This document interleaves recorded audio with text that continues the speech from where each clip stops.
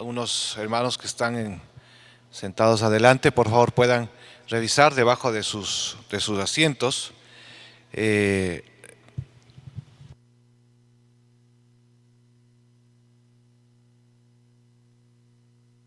Puedan revisar debajo de sus asientos. ¿Qué dice ahí? Ahí mi hermano, pase por favor, mi hermano Luis. Pase por favor un momentito y ahí nos va a explicar. Hay otros más que tienen, mi hermana puede ponerse de pie por favor también. Pase acá, suba un ratito por favor. Ya, no mi hermanita, muchas gracias. No, usted solamente por favor quédese ahí, es algo que les voy a explicar para que puedan entender una ilustración. No, mi hermano Luchito, ¿qué dice ahí? Buenos días mis hermanos y amigos. Reservado dice aquí. Reservado, muestra ahí el letrerito, ha estado reservado ese asiento. Revisen ahí, los que están adelante, si no tendrá por ahí algún papelito debajo por si acaso. Ya mis hermanos, muchas gracias mi hermano, puede pasar nomás a su asiento. Les voy a pedir que en los que dice reservado, si son tan amables por el momento, puedan, no le pegue ahí mi hermano otra vez, no le pegue el papelito, póngale en adelante, eso, póngale también usted adelante mi hermano, ahí en cualquier lugar que usted quiera, cualquier lugar que esté vacío, pero que no esté usted sentado, igual mi hermana también, colóquele por favor y después al final del culto vamos a ver de qué se trata esta locura del pastor Vega que siempre viene con unas cosas medias raras, medias extrañas, ¿no? Pero es para entender un poquito, ilustrar la palabra de Dios. Recuerden que lo que nosotros practicamos es lo que se nos queda en nuestra memoria y lo que solo escuchamos pues obviamente nos olvidamos, ¿no? Entonces de alguna manera vamos a practicar la palabra y vamos a ilustrar. Para entender esta dinámica que acabamos de hacer, voy a pedir que abramos la palabra en Lucas. Vamos al Evangelio de Lucas y quisiera que vayamos en este momento a Lucas capítulo 14. El texto que tenemos ahora, que nos corresponde en la serie, es Lucas 14.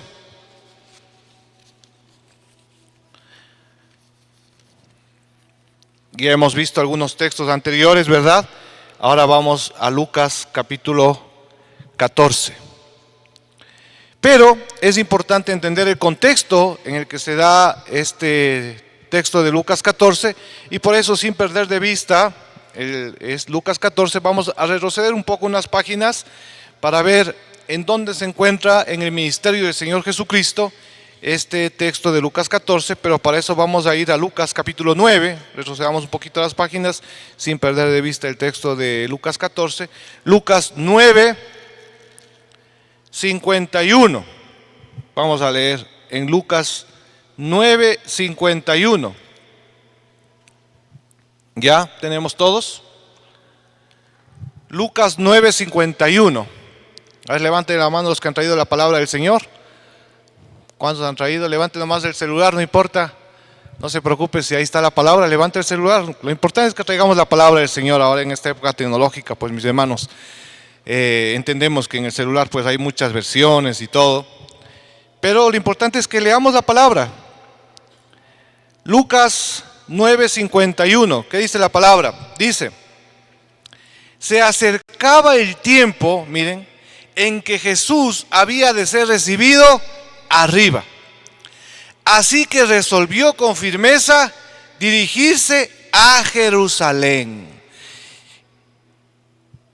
De alguna manera el ministerio en Galilea está terminando en el contexto de Lucas y ya en el capítulo 9, como acabamos de ver, ya comienza el Señor Jesús hacia Jerusalén. Algunos historiadores dicen que era una cuesta, ¿no? Parece que Jerusalén se encontraba más arriba, la altitud de la ciudad estaba más arriba. Entonces dice, comenzó a subir a Jerusalén, el camino hacia Jerusalén.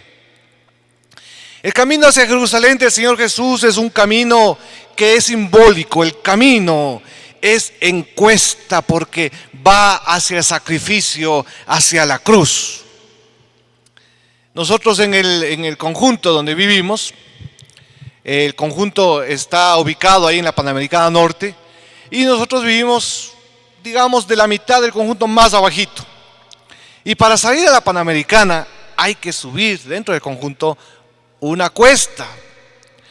Pero cuando nosotros llegamos de la iglesia y cuando nosotros estamos ingresando al conjunto, qué maravilla es cuando vamos bajando, porque esa cuesta es bien empinada, pero al revés de bajada es una maravilla. Y una vez estábamos bajando con mi esposa, y hay muchos vecinos, porque hay muchas casas, no conocemos a todos, pero nosotros bajamos conversando animadamente, ¿no? Bajamos rápido, claro, bajamos contentos, animados, conversando.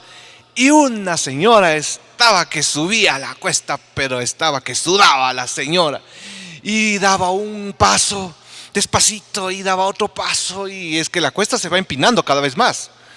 Y cuando nos cruzamos, nos dice, dice, qué fácil que es bajar, ¿no? Pero en cambio subir. Uy, le digo, sí señor, le digo, sí vecina, le digo, ánimo, ánimo, que ya mismo llega. Y ahí estaba sudando. Claro, en el tiempo de Jesús parece que era simbólico, pero al mismo tiempo geográficamente parece que estaba ubicado arriba. Pero el sacrificio y lo duro del camino tiene que ver con que ya se está preparando el Señor para entregar su vida por nosotros. Y también se acerca la Semana Mayor. Ya estamos a pocas semanas de la Semana Santa, la semana más importante de todo el año. Preparemos nuestros corazones, mis hermanos, para la Semana Mayor. Preparemos nuestros corazones para celebrar y recordar la muerte del Señor Jesucristo, pero también la resurrección del Señor Jesús. Amén. Preparemos nuestros corazones para compartir el Evangelio y dar nuestro testimonio, porque ciertamente es la única semana en la que la gente está más sensible, digamos, a las cosas espirituales. Yo diría, ¿cuál semana será que la gente está más sensible a las cosas espirituales? ¿En Semana Santa o en Navidad? ¿Cuál cree usted? A ver. Vamos a hacer una pequeña votación aquí para ver, ¿no? A ver, levante la mano. ¿Cuántos creen que en Navidad la gente está más sensible a las cosas del Señor? Levante la mano. El Davicho por allá, mi hermano. No muchos, bueno. ¿Cuántos creen, en cambio, que en Semana Santa es cuando la gente está más sensible a las cosas del Señor? Levante la mano. En Semana Santa, vean, hay una gran diferencia. Porque, claro, en la Navidad se va diluyendo, ¿no?, el mensaje de Cristo con tanto comercio, ¿no es cierto?, tanto materialismo, que compre ahora y pague después, que endeúdese ahora y tiene 3 meses de gracia, que en cómodas cuotitas, y ya saben, la sociedad de consumo, y algunos de pronto caen en esas disque ofertas y en el año que viene están endeudados. Por la fiebre de la Navidad se va diluyendo el mensaje espiritual del nacimiento del Señor Jesucristo. Pero en Semana Santa, mis hermanos, en Semana Santa no hay una situación comercial, digamos, que esté compitiendo, ¿no?, en la sociedad. Más bien es realmente conmemorar la muerte del Señor Jesucristo. Y entonces tenemos un poco más de libertad para decirle, ¿sabe qué significa la Semana Santa? Le voy a decir, claro, algo sí sé, pero ahí tenemos la oportunidad de contar nuestro testimonio a nuestros vecinos, a nuestros familiares inclusive, ¿no? Nuestros compañeros de trabajo, de estudio, en fin, tantas personas que nos rodean, podemos nosotros irnos preparando, porque ciertamente el Señor quiere alcanzar a más personas. Amén. Muy bien, ahora sí, vamos al capítulo 14 de Lucas, ya vamos a nuestro texto principal, que es el que nos va a ocupar en este momento. Jesús sigue en el capítulo 14 de Lucas, sigue subiendo a Jerusalén. Ahí está el contexto de la muerte del Señor Jesús, que les anuncia a los discípulos, pero los discípulos parece que no entienden. No entienden, y dice el texto, y tenían miedo de preguntarle. No entendían, pero tampoco querían preguntar. Y a veces nosotros, cuando no queremos escuchar alguna respuesta, nos da miedo preguntar, ¿verdad? Porque ya sabemos la respuesta, pero decimos, no, si le pregunto mejor no le digo nada, porque ya sé lo que me va a decir. Entonces mejor me quedo callado. Y parece que ellos tenían miedo, porque ellos tenían la esperanza de que cuando llegue a Jerusalén, supuestamente, el Señor Jesús llegue y ocupe el trono como Mesías, que ellos tenían ese concepto de Mesías, ¿verdad? Y entonces destruya el imperio romano y ellos sean libres del imperio romano. Esa esperanza en los cambios políticos que a veces, hasta ahora todavía en pleno siglo XXI, todavía algunas personas tienen y se les ve que postean ahí en las redes sociales, ¿no? Cuando venga tal persona, cuando venga tal gobierno, entonces todo va a cambiar. Mis hermanos queridos, ni hace 2000 años era así, ni ahora es así. A veces hay demasiadas esperanzas en la política y ahora en vísperas de elecciones todavía más. Pero el Señor Jesús les decía: yo voy a morir en la cruz y después del tercer día voy a resucitar. Pero ellos no entendían. Y en este contexto, miren, Lucas 14:1, en cierta ocasión fue a comer a la casa de un fariseo muy importante. Era un día de reposo, entonces el contexto es una cena, una comida, y era sábado. Era Shabbat, el día de reposo de los judíos, que lo guardaban con mucho celo. Y ellos estaban acechándolo. Aquí en el original estaban al lado, mirándole las costuras al Señor Jesús, mirándole en qué se podía equivocar. Eso significa estar al lado y estar vigilantes, a ver qué hace. Así estaban. Delante de Jesús estaba un hombre enfermo de hidropesía, que es una enfermedad se hincha, ¿no? Se hincha los brazos, el estómago, las piernas, porque se retiene líquidos. Entonces, seguramente este hombre estaba muy hinchado. Y Jesús les preguntó a los intérpretes de la ley, miren, estaban ahí, ellos eran los comensales ahí, en esta cena, en esta comida, a los intérpretes de la ley y a los fariseos: ¿está permitido sanar en el día de reposo? Pero ellos no respondieron. Claro, no les convenía. Estaban escuchando, acechándole, a ver qué dice, a ver qué hace el Señor. Entonces Jesús tomó al hombre de la mano, miren, lo sanó y lo despidió. Luego se dirigió a ellos y les dijo: ¿quién de ustedes, si su asno o su buey se cae en un pozo, no lo saca enseguida, aunque sea día de reposo? Y nadie podía responderle. ¿Por qué? Porque el Señor, aunque acepta la invitación, el Señor comparte con todo mundo, comparte con estos intérpretes de la ley, con estos fariseos, parece que era gente acomodada para que haga un banquete, ¿no? Pero les confronta con su hipocresía. Ustedes siguen la ley por conveniencia, en otras palabras les dice. Pero dice más el texto, versículo 7. Siguen en la cena, miren. Cuando Jesús vio, Jesús estaba observando. Jesús iba a muchos lugares y miraba, observaba. Cuando Jesús vio que los invitados a la mesa escogían los mejores lugares, les contó una parábola. Cuando te inviten a una boda, no vayas a sentarte en el mejor lugar. No sea que otro de los invitados sea más importante que tú. Miren. Y cuando venga el anfitrión te diga: dale tu lugar a este otro, porque entonces con toda vergüenza tendrás que ir a ocupar el último lugar. Así que cuando seas invitado, ve más bien a sentarte en el último lugar, dice, para que cuando venga el anfitrión te diga: amigo mío, ven y siéntate más adelante. Así serás honrado delante de los otros invitados a la mesa. Porque todo el que se enaltece será humillado, y el que se humilla será enaltecido. También le dijo a su anfitrión: cuando ofrezcas una comida o una cena, no invites a tus amigos, ni a tus hermanos, que seguramente estaban ahí en la cena, ¿no? Tal vez estaban los amigos, los hermanos, los parientes, los vecinos ricos del anfitrión, que le habían sido invitados. Le está diciendo a ellos: no sea que ellos también te vuelvan a invitar, dice, y quedes así compensado. Al contrario, cuando ofrezcas un banquete, invita ¿a quiénes?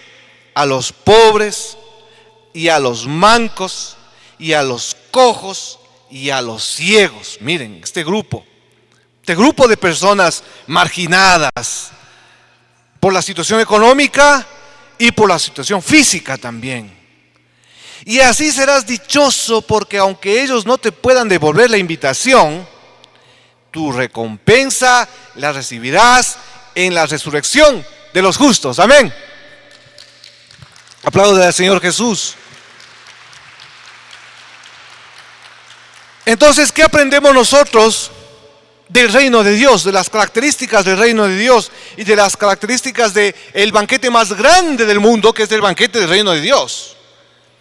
El reino de Dios invita a todos los que son marginados por otras sociedades y por otros reinos.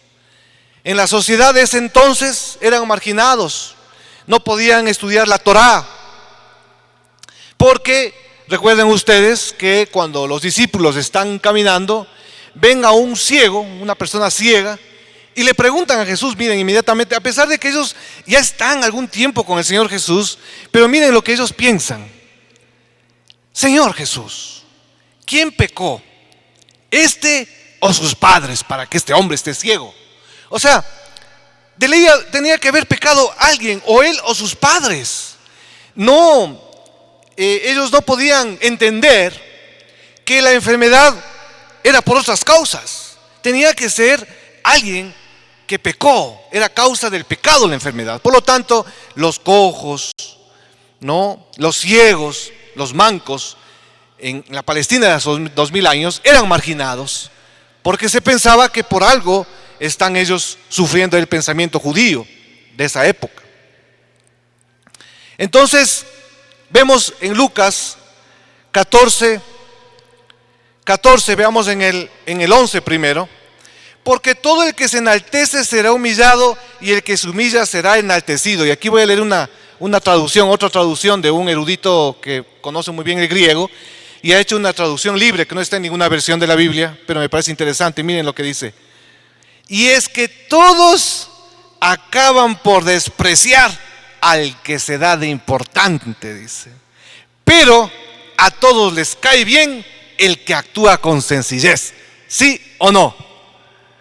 La persona que se da de importante, que comienza a hablar que no sé cómo, que ha viajado a no sé dónde, que no sé cómo, que tiene mucho dinero, que tiene muchos carros, que tiene muchas casas, ¿no?, que ha trabajado en ni sé qué lugares, se da de importante, ¿sí o no?, que cae pesado. ¿O a quién le cae bien este tipo de personas? Pero la persona que es humilde, que es sencilla, dice a todos les cae bien, dice esta traducción. Y es verdad. En la vida diaria nosotros lo vemos también así. La importancia de la humildad y de la sencillez, la importancia también de poder acoger a los pobres, a los marginados en la iglesia. Pero sigamos, el texto no se queda ahí, veamos en el versículo 15. Siguen en la cena, el contexto de la cena, ¿no? Imagínense ustedes ahí, están recostados.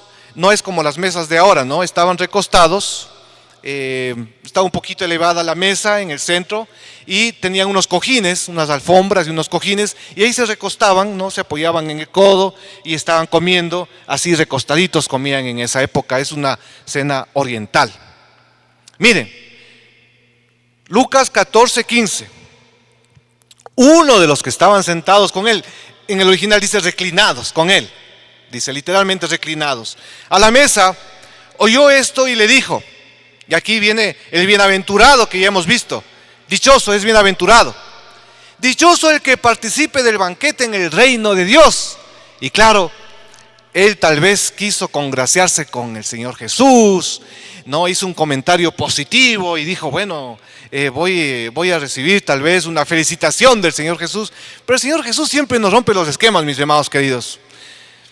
Nosotros pensamos que nos va a decir algo, y si es el Señor mismo que esté hablando, casi siempre el Señor nos dice algo diferente y nos vuela la cabeza con su palabra, con su forma de ser extraordinaria.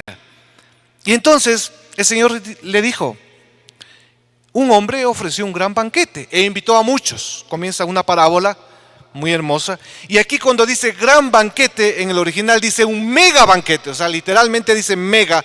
Mega viene del griego y hasta ahora se ha quedado en el español lo mega. Un mega banquete, es decir, era un banquete de proporciones épicas, mis hermanos queridos. Un mega banquete, invitó a muchos. A la hora del banquete, envió a su siervo, a su esclavo, dice en el original, a decir a los invitados: vengan, que la mesa ya está servida. Y bueno, hay que entender que en la antigüedad se planificaba una cena de estas proporciones con semanas, mucho tiempo de antelación. Y se les decía: mira, te invito, en unas 4 semanas voy a tener un gran banquete en mi casa. Estás invitado porque eres amigo mío. ¿Quieres venir? La persona decía sí. Decía con el sirviente, con el enviado, ¿no? Con el esclavo que iba con ese recado. Y entonces, claro, venía el anfitrión, el dueño de la casa, y preparaba todo porque ya calculaba, decía, bueno, tantos invitados, esta parece que era una mega banquete.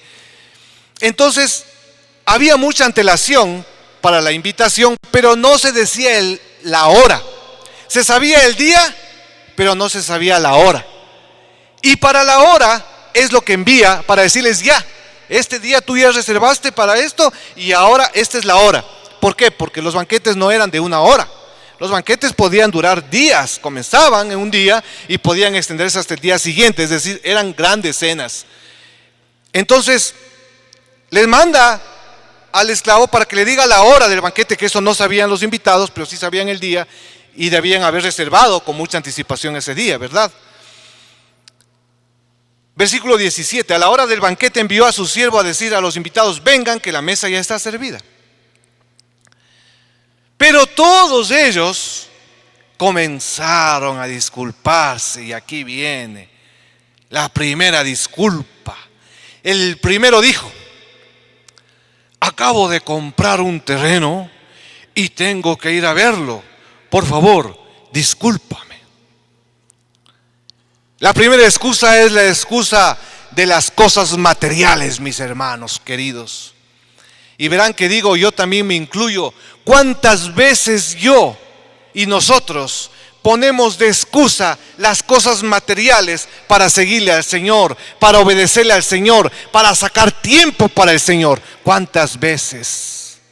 Lo material, hace 2000 años, lo material en pleno siglo XXI, sigue sirviendo de excusa para no aceptar esta cena maravillosa, en este caso con el Señor, porque aquí el término, cuando dice el Señor, el dueño de la casa, está en el original el Kyrios, es decir, el Señor de señores, el Rey de reyes, es decir, es una representación de Dios mismo.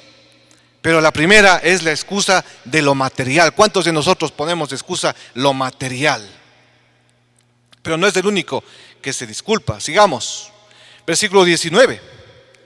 Otro dijo: acabo de comprar 5 yuntas de bueyes y voy a probarlas. Por favor, discúlpame. Esta es la segunda excusa, el segundo grupo de personas. Y yo pregunto y me pregunto yo también, ¿cuántas veces yo pongo el trabajo, o usted pone el trabajo como excusa para no entrar a la ruta de crecimiento espiritual, para no entrar a un grupo de discipulado Gedeón, para no servir en la iglesia cuando hacemos convocatorios aquí? Nuestros hermanos queridos ahí en la consola están ahí como pulpo porque no se dan abasto con los controles, con la consola, con la computadora, y necesitamos personas que nos ayuden. Nosotros venimos a las 8 con mi esposa y bendito sea el Señor. Nosotros venimos y aquí están estos hermanos ujieres preciosos que ponen todas las sillas. Mis hermanos de sonido ponen todo esto desde cero todos los domingos. Hay que armar todo desde cero y hay que dejar como que nada ha pasado. Después del segundo culto, y ustedes nos ayudan a recoger las sillas también, Dios les pague. Pero vean, mis hermanos queridos, ¿cuántas veces ponemos la excusa del trabajo? Es que tengo que trabajar, pastor. Y ahora que el trabajo pues se ha extendido con lo virtual hasta la noche, ¿no? Algunos Tenemos reuniones a veces a las 8 de la noche. En esta semana vamos a tener una reunión a las 8 de la noche, por lo que la gente está trabajando. Y hay personas que me mandan en el chat del Zoom, ¿no? Pastor, buenas noches. Aquí estoy conectado, pero discúlpeme, no puedo hablar. Estoy conduciendo. Me escribe. Pero está ahí, pues mis hermanos queridos, con la cámara apagada, pero está ahí, queriendo escuchar la palabra del Señor, porque para las cosas importantes nosotros sí tenemos tiempo, ¿o no? ¿Tenemos tiempo para lo importante? ¿O no tenemos tiempo para las cosas del Señor? Nos falta tiempo. Todos tenemos la misma cantidad de tiempo, verán que digo todos tenemos, pero ¿en qué ocupamos nuestro tiempo? A veces lastimosamente se nos va el tiempo en las redes sociales, ¿verdad? Y a mí también. Y a veces hay que desinstalar las aplicaciones de los teléfonos para que no se nos vaya tanto el tiempo. Ya si nos toca ir a la computadora, a ver en el Facebook, que no digo que esté mal, pero cuando a veces se nos va el tiempo en esas cosas, si nos cuesta un poquito más de trabajo ir a la computadora a ver el Facebook, no es lo mismo que tener en el teléfono que nos llegan las notificaciones a cada momento, y se nos va el tiempo, se nos va la vida, y se nos van con las excusas. Pero ¿será que se acabaron las excusas ahí? Falta uno más. El versículo 20. Y otro más dijo: acabo de casarme, dice. Mire, así que no puedo asistir. En otra versión dice: así como comprenderás, no puedo ir porque me acabo de casar. ¿Cuál es esta excusa? A ver, la excusa de las relaciones interpersonales, mis hermanos queridos. La excusa de la familia. No, pastor, es que la familia, pastor, no tengo tiempo, no puedo. La familia es importante, pastor. Por supuesto que es importante, pero nada ni nadie puede estar por encima del Señor Jesucristo, de su palabra, mis hermanos queridos. No digo yo, dice la palabra del Señor. Es una excusa más. Cuando el siervo regresó, versículo 21, le comunicó todo esto a su señor. Miren, al Quirios, al Señor de señores y al Rey de reyes. Entonces el dueño de la casa se enojó. ¿Por qué se enoja? Porque él con mucha anticipación les había invitado, pues. Tenían que reservar ese día. Y después resulta que no pueden ir. Claro que se enoja. Había preparado todo. ¿Cuánto habrá gastado? Se enojó. Y le dijo a su siervo, miren lo que le dice: ven enseguida por las plazas y por las calles de la ciudad y trae acá a los pobres. Otra vez, este grupo ya lo habíamos visto, ¿o no? Se está repitiendo el grupo, miren. Trae acá a quienes, a los pobres, ¿a quién más? A los bancos, ¿a quién más? A los cojos, ¿y a quién más? Y a los ciegos. Este grupo ya estaba en la parábola anterior, cuando dice que invitemos a este grupo marginado, que no nos puede pagar, no nos puede devolver el banquete, pero el Señor en la resurrección de los justos nos recompensará. Amén. Este grupo ya está ahí. Gracias, mis hermanos, por los aplausitos, porque así me da tiempito para tomar un poquito de agua.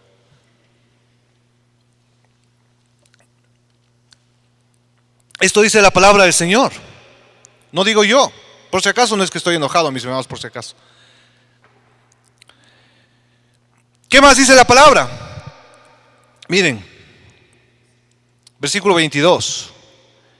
Cuando el siervo le dijo: Señor, se ha hecho todo lo que mandaste hacer. ¿Cómo no será esa mansión, no? Esa mansión del cielo, mis hermanos, que es tan grande que todavía hay lugar. A ver,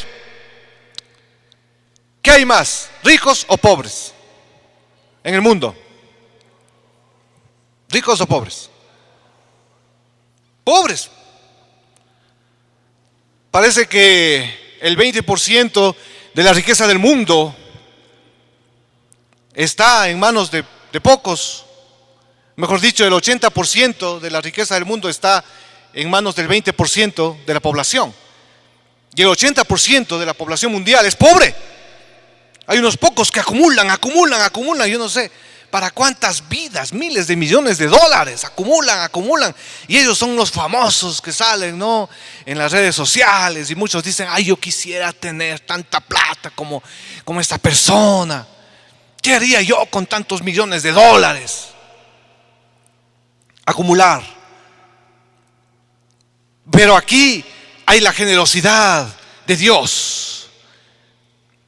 Todavía hay lugar, versículo 23. Y el Señor le dijo al siervo, miren, ve entonces, ahora le dice que se vaya un poquito más lejos.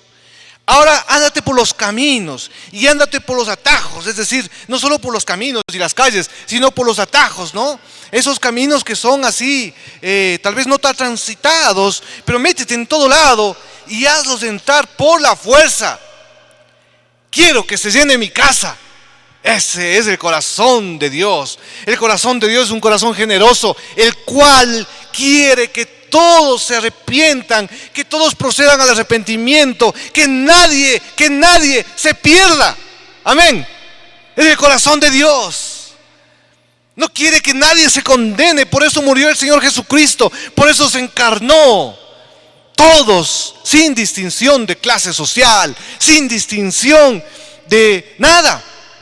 Absolutamente todos entren al gran banquete. Quiero que se llene mi casa. Y por eso es esta palabra, ¿no?, que los fuerce a entrar. No es literal en el sentido de que a la fuerza tienen que entrar, sino que quiero que se llene mi casa. Porque el amor de Dios es irresistible, mis hermanos. La gracia de Dios es irresistible.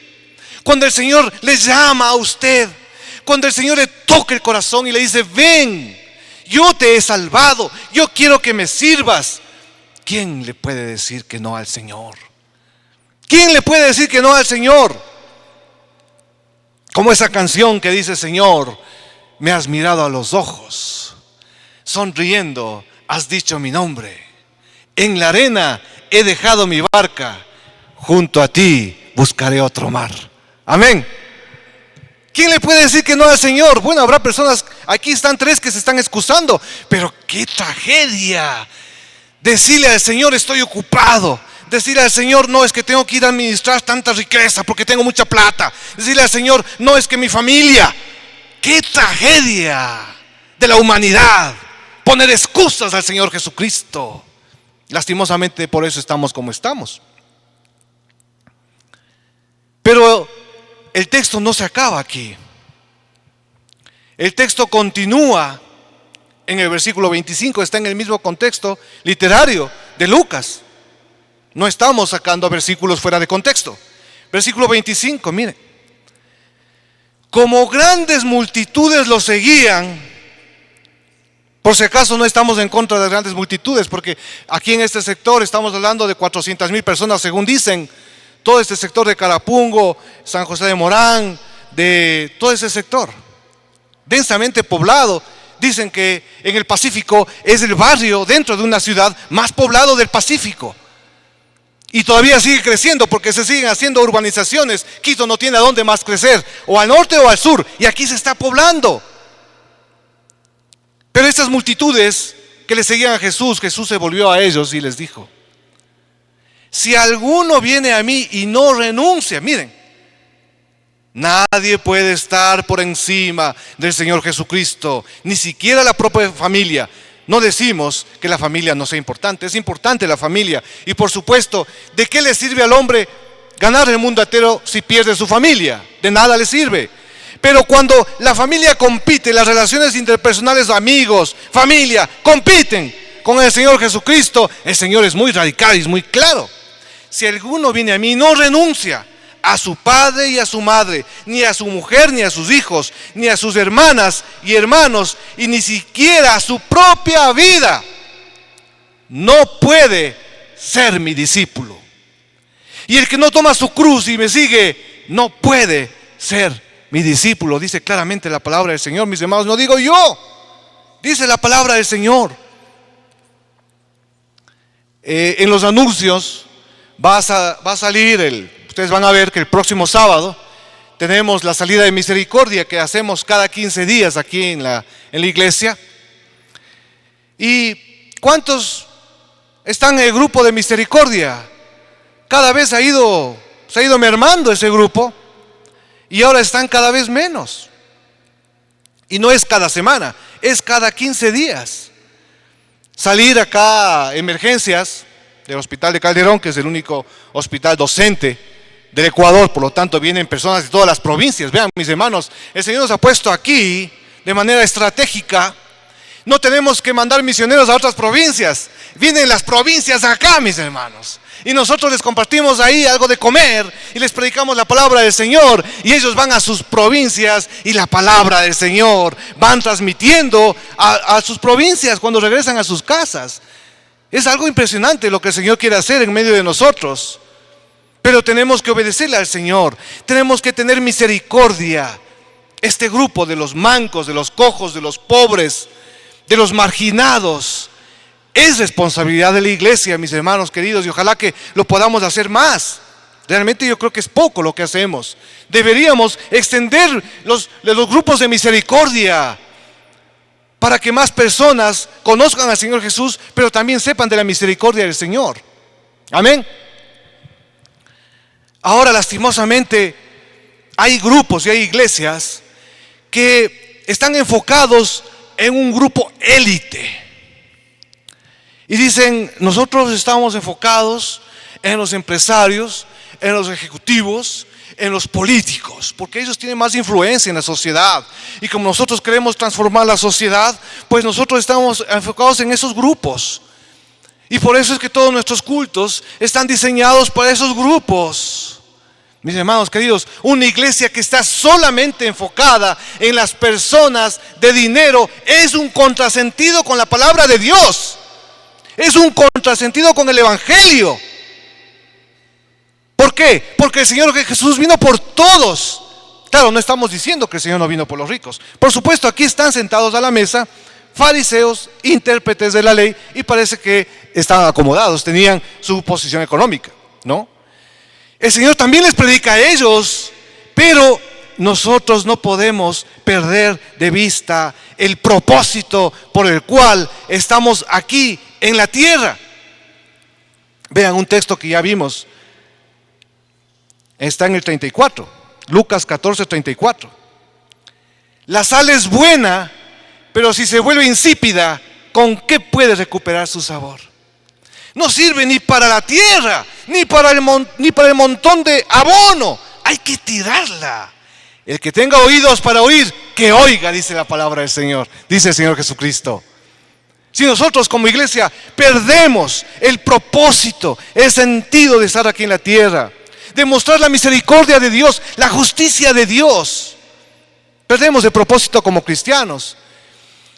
Y aquí en la tierra nosotros podemos ya vislumbrar un saborcito al reino eterno de Dios, al banquete eterno de Dios, cuando compartimos con el que necesita, cuando compartimos con el que necesita, con el marginado. Es un acto de justicia que ya es saludar la eternidad, porque eso no lo hace cualquiera, solo el Señor Jesús, que ha puesto en nuestro corazón eso por el necesitado, lo podemos hacer. Normalmente somos egoístas como humanos, eso es de los humanos, pero la misericordia, la generosidad, el amor desinteresado es divino. Amén. Y eso viene de Dios. Y tenemos la oportunidad para poder practicar eso en esta tierra, mis hermanos queridos. Entonces, queremos decirle al Señor Jesús que queremos ir a la cena. ¿Cuántos queremos ir a la cena del Señor Jesús en la eternidad? A ver, levante la mano. Vamos a ponernos de pie mejor, mis hermanos queridos.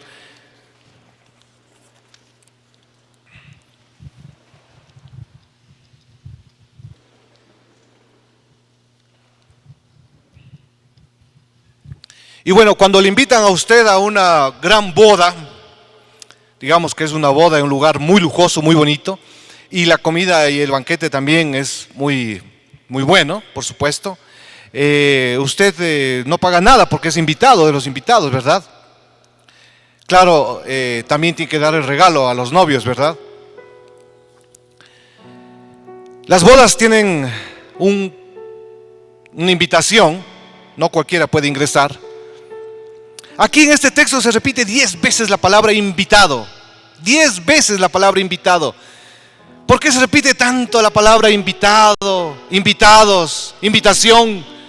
¿Por qué? Porque el Señor nos está invitando a todos, mis hermanos queridos. No importa el pasado, no importa la situación económica, no importa la situación académica, los estudios, la familia, no. Esto no es solo para los de sangre azul, no. Esto es para todos, todo el que quiera venir, todo el que le haya entregado su vida a Jesucristo. Y aquí le hago una pregunta. ¿La salvación es gratis? ¿Piensa usted que la salvación es gratis? La salvación no es gratis. La salvación tiene un costo altísimo, el costo del Señor Jesucristo, mis hermanos. Lo que nosotros no podemos pagar, pagó el Señor por nosotros. No es que sea gratis, a nosotros no nos costó porque pagó el Señor Jesús. Es como cuando le dan pagando el almuerzo. Usted está ahí y nos ha pasado a veces, por la gracia del Señor, alguien por ahí se acerca y dice: pastor, nos reconoce de pronto y nos dice: pastor, no se preocupe, ya está pagado el almuerzo. Y uno se asombra: Dios le pague, mi hermano, gracias. A veces nos ha pasado, qué bendición, sin haberlo esperado. La generosidad del Señor Jesús, su humildad, su sencillez. Él murió por nosotros. Él pagó lo que nosotros no podemos pagar, todas nuestras culpas. Nada nos puede separar del amor de Dios en Cristo Jesús. Ni la muerte, ni la vida, ni la persecución, ni las pruebas, ni las tribulaciones. Nada nos puede separar del amor de Dios en Cristo Jesús. Amén. Pero hay que aceptar la invitación del banquete, mis hermanos queridos. Si bien es cierto, la salvación no nos cuesta, pero el banquete sí tiene un precio. ¿Y cuál es el precio del banquete? Ser un verdadero discípulo del Señor Jesucristo. Amén. Dice la palabra, no digo yo. Está después de la parábola. Ya somos salvos, pero ahora tenemos que ser verdaderos discípulos del Señor Jesucristo, porque no nos costó la salvación, pero ser un verdadero discípulo de Jesús nos cuesta toda la vida, dice la palabra. Y ni siquiera su propia vida. No puede ser mi discípulo, ni siquiera nuestra propia vida, mis hermanos. Tenemos que estar dispuestos incluso hasta a morir por el Señor Jesucristo. Ese es el costo del discipulado verdadero. Tiene un precio. Un precio. El que no sacrifica nada no es un verdadero discípulo del Señor Jesús. No es. Porque hay que sacrificar mucho para seguirle fielmente al Señor Jesús hasta las últimas consecuencias, mis hermanos. Y entonces ahí nosotros estaremos en el banquete de la eternidad con el Señor Jesús. Si dejamos de poner excusas y sacrificamos nuestro tiempo, sacrificamos muchas cosas, porque el Señor nos está hablando en este momento y nos está diciendo: eres un verdadero discípulo mío, eres una verdadera discípula mía, o solamente asistes a la iglesia. Pues el Señor está aquí con los brazos abiertos para decirnos: ven y conviértete en un discípulo verdadero mío. Estudia la palabra del Señor con disciplina, con seriedad. Sal a servir a los pobres, a los marginados, porque esa es mi voluntad, dice el Señor. Y ahora quisiera que las personas que ocupen esos lugares y que se siente alguien en ese lugar que dice reservado, quítele ese reservado, por favor, mi hermana que está ahí al lado, mi hermano Luchito, quítele el reservado. Ya ese papelito bótele nomás por ahí y siéntese ahí en ese lugar. Acá, ahí siéntese ahí, Soñita, por favor. ¿Saben por qué, mis hermanos? porque el Señor nos tiene reservados a nosotros ese puesto en el banquete de la eternidad. Esos puestos son para nosotros que somos verdaderos discípulos del Señor Jesucristo. Amén. Y nadie nos puede quitar eso. Pero tenemos que comprometernos con el Señor. Y el compromiso viene a través de esta canción. Vamos a orar. Vamos a orar y vamos a pedir al Señor que nos hable a través de esta alabanza. Padre Celestial, te damos gracias por tu palabra. Te damos gracias por este banquete, por esta generosidad exuberante tuya que no tiene límites. Que siempre hay espacio para los que aceptamos la invitación. Siempre hay espacio para los que queremos ser verdaderos discípulos tuyos. No es que sea fácil, sino que ¿a dónde iremos, Señor? Solo tú tienes palabras de vida eterna. ¿A dónde iremos, Señor? El mundo no nos ofrece nada que pueda llenar nuestro corazón sediento de eternidad, de paz profunda. Por eso, Señor, venimos a ti y queremos reafirmar este compromiso contigo, no con el pastor, no con ninguna persona, no con la iglesia, sino contigo. El compromiso de ser verdaderos discípulos tuyos a través de esta canción que vamos a cantar. En el nombre de Jesús. Amén.